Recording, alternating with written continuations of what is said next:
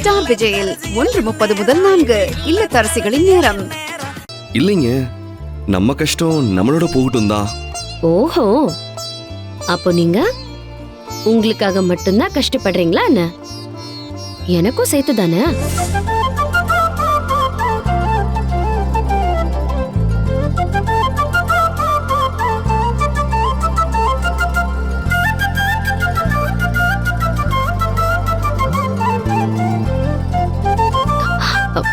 இல்ல, எனக்காக மட்டும் இல்ல, நம்ம வீட்ல எல்லாருக்காகவும் தான் சொல்ல வந்தேன்.